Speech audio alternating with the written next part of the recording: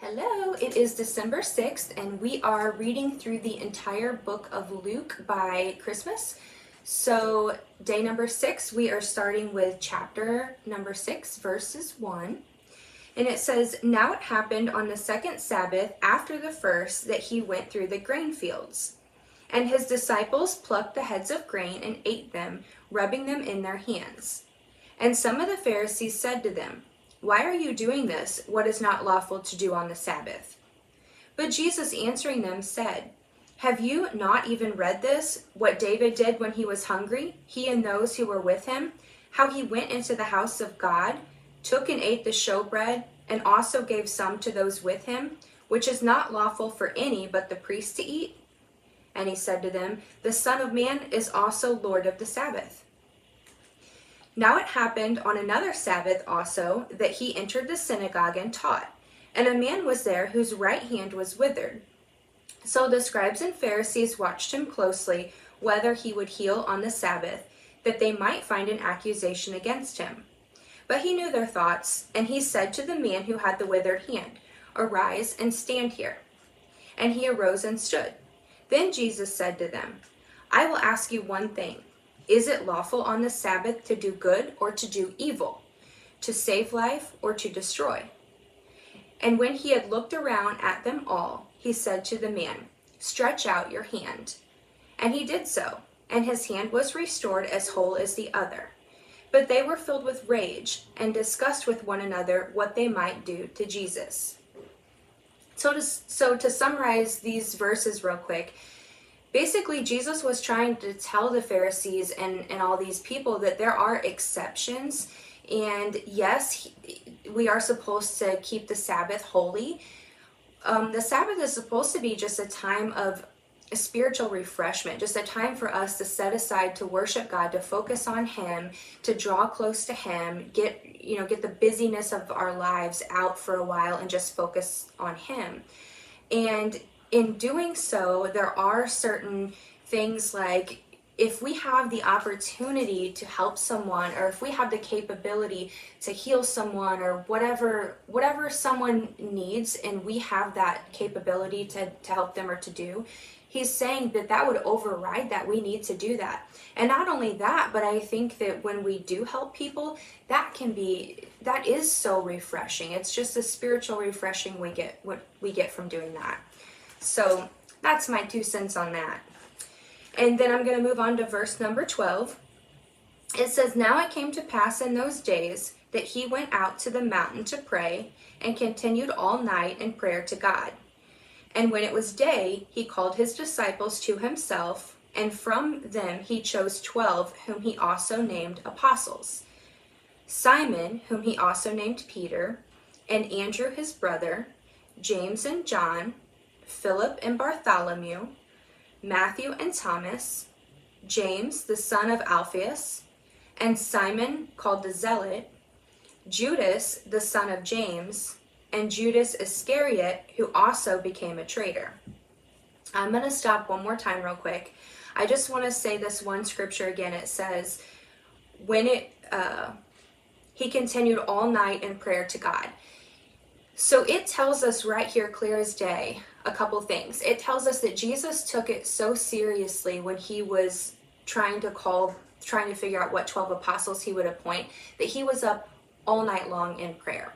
So not only do we know that he took this very seriously and he stayed up all night in prayer, but also there's a couple other places in the Bible that talks about the difference between apostles versus like disciples, prophets, and other things.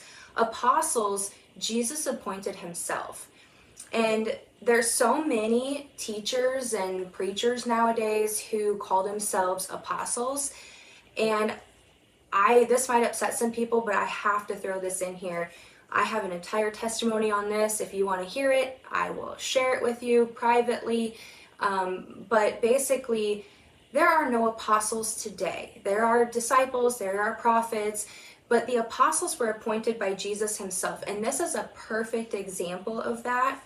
And, some people also like to talk about Galatians 1, where Paul is calling himself an apostle, because Paul, you see, is not listed in these original 12 apostles. However, if you continue reading the entirety of chapter 1, verse 1, he says that Jesus did call him himself. So every time an apostle is mentioned here, we see that Jesus himself appointed them. I just wanted to make that clear. There's so many ministries today that call themselves apostles, and if I can give you any advice, run. There's, like right now, off the top of my head, I'm thinking of like Apostle Catherine Crick, Apostle Greg Locke, Apostle Jenny Weaver, Apostle Lovey Ilias, or whatever his last name is.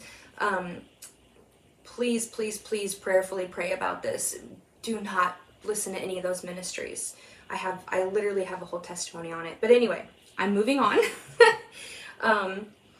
So we are on chapter 6, verse 17 now.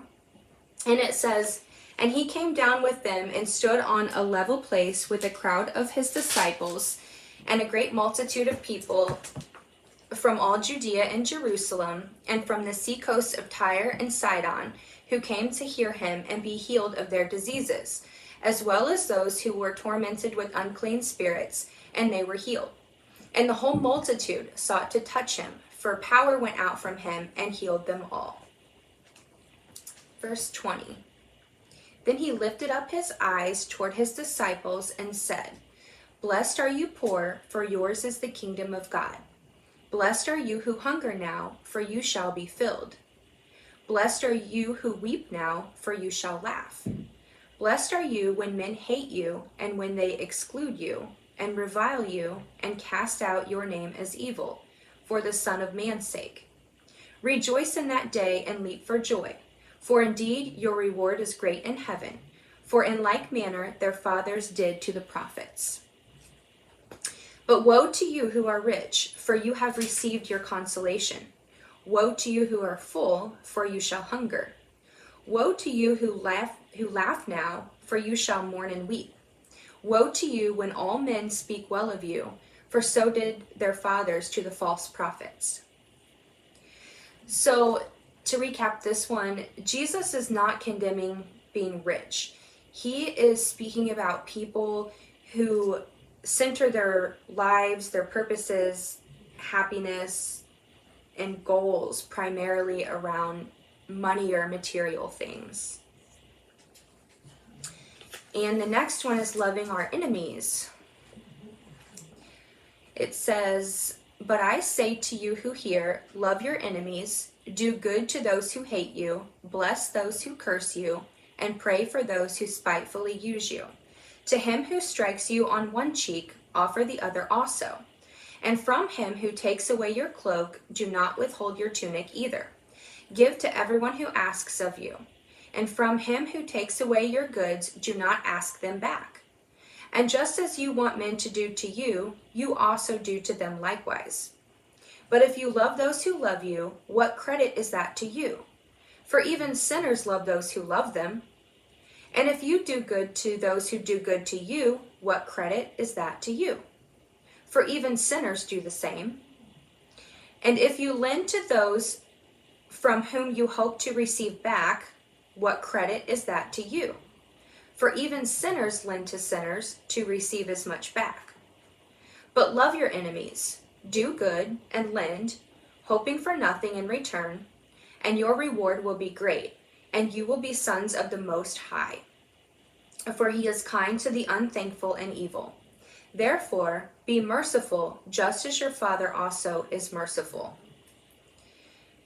So I just want to note really quick on this. He's not saying that we just need to idly stand by, but I think there comes a point where sometimes God only allows so much to happen before he will take action or he will intervene.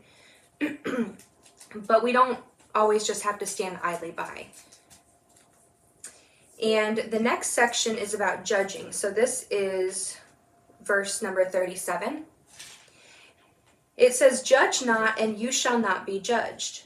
Condemn not, and you shall not be condemned. Forgive, and you will be forgiven. Give, and it will be given to you. Good measure, pressed down, shaken together, and running over will be put into your bosom. For with the same measure that you use, it will be measured back to you." And then he spoke a parable to them. "Can the blind lead the blind? Will they not both fall into the ditch? A disciple is not above his teacher, but everyone who is perfectly trained will be like his teacher. And why do you look at the speck in your brother's eye, but do not perceive the plank in your own eye? Or how can you say to your brother, 'Brother, let me remove the speck that is in your eye,' then you yourself do not see the plank that is in your own eye? Hypocrite! First, remove the plank from your own eye, and then you will see clearly to remove the speck that is in your brother's eye." Verse 43 says, "For a good tree does not bear bad fruit, nor does a bad tree bear good fruit. For every tree is known by its own fruit.